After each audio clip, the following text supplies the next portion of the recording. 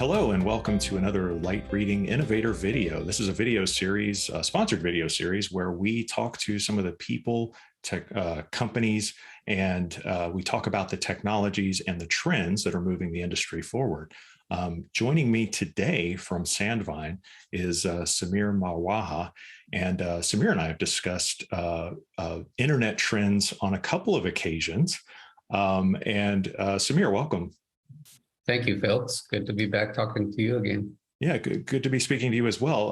One of the things that I think we've talked about in the past has been, the trends that Sandvine sees from its position in the marketplace, being able to, see a lot of traffic passing through the internet. What types of, categorizing that traffic into what types, where it's coming from, how long people are connected, how fast the connections are, that sort of thing. There's an awful lot of data that the company ingests through its products and technologies. And I guess the only logical question to start with is what trends are catching your eye in the market presently? Yeah. So Phil, when we talk about trends, particularly in telco world, everybody typically jumps to 5G and cloud, which is important, and it's table stakes for technology turn. But we see service providers going at their own pace, which is slower than that was initially expected for various reasons. Everybody has their own timeline, their ROI models, and when and if they'll be ready to move their core networks into public cloud. But the underlying trends that you mentioned, the OTT-based trends, the applications, they continue to drive the telecom growth. And we've talked in our Global Internet Phenomena report in the past that top 6 OTT providers are now close to 60% of the network traffic. And they already have us as consumers spending average 5 hours a day on our work applications like this one, or health or education or entertainment. And that continues to go up. And we see, if you look at the trends and investments that OTTs are making to improve their content, get their applications being consumed more. And now if you look at App Store, Apple's App Store, they have 2.1 million apps. Google's Play Store has over 3.5 million apps. So the number of apps is going up, the usage is going up. We see a lot more investments being done in gaming apps now going forward. They're now account for about 22% of the apps in the app stores combined. There's $135 billion being spent in those 2 app stores. So the app is really the main dynamic that's driving our entire industry. And we see that, there's key components missing. For example, visibility into those apps or the content they drive, or the QoE that is delivered by service providers for those apps. And that's where we jump in and help our customers get to that. So that data is something that they need at accurate basis, they need vendor independent, and that's, again, a trend that we intend to capitalize on. Yeah, it is interesting that all the companies that are driving the most traffic are, and it's, they're essentially gatekeepers from the software perspective. From a consumer's perspective, you can't really, you're always running a risk if you buy outside of their ecosystem. Then they're also gatekeepers on the information perspective. We're not, well, service providers are of course feeling this as well, but even as consumers, we're not exactly sure how often our apps are talking to these companies and how much of our data and how much traffic is going over their networks. You have to kind of, dig into your bill a little bit or ask some tough questions to even find that out as a consumer. So I can imagine, that problem writ large, taking into millions of people into account, that becomes quite an issue, especially, like you said, with regulators and service providers both kind of operating a little blindly, from the app perspective.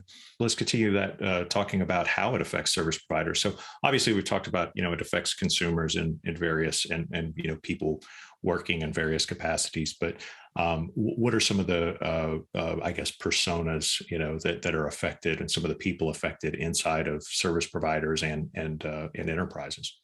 No, a good point. So if you look at the personas within service providers, well, first is executives who are responsible for P&L, right? Sure. So the CTOs who really need to, on an ongoing basis, benchmark their networks against their peers and globally on, again, how much traffic is going through the network, what are the top applications, what's the bandwidth being consumed, and what is the quality of experience my subscribers are receiving. So CTOs are a lot more engaged in terms of determining the network usage and quality because it does impact things like churn and their, how much capacity they have to deploy.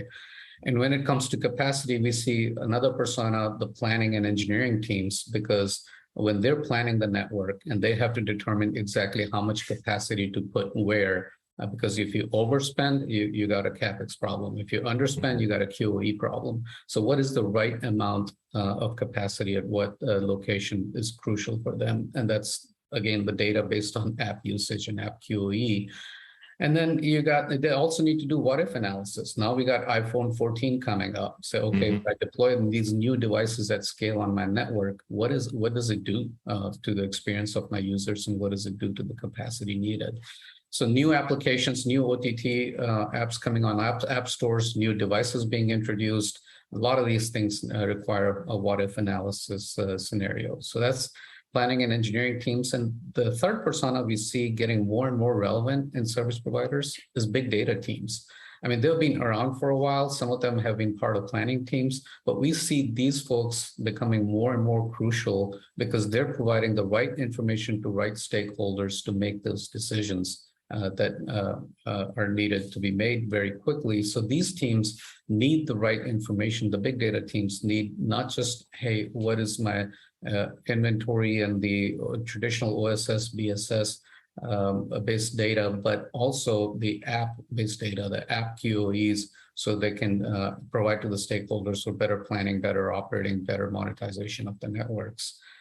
And then finally, obviously, operations teams, they get engaged with the customer care layer 2, level 3 teams, and they need to troubleshoot problems. They need to understand what is happening, who is it happening to, when is it happening, where is it happening, and then ultimately the why is it happening. So they really need all 5 Ws to get to quickly root cause analysis as well as the next best action so they can reduce the mean time to repair.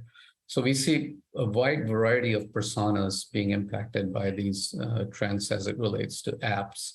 And the missing piece we see as we talk to these different personas is the app usage and performance, the app QoE. Okay, yeah. So let's talk about app QoE a little bit. The app quality of experience. What has to happen, in that journey? What is I guess the journey that this study of data, this particular study of data represents? Yeah, so the journey, the first step obviously is knowing exactly what's going on, which is, hey, how can I not know, what is the 60% of the traffic going through my network? Not just what app, is it Netflix or YouTube or whatever, but exactly what content going through those apps. The high tonnage apps that we're all familiar with, streaming video-based apps, that's one thing. And yes, you need to know, what is the quality of experience, but also the low latency or high availability apps.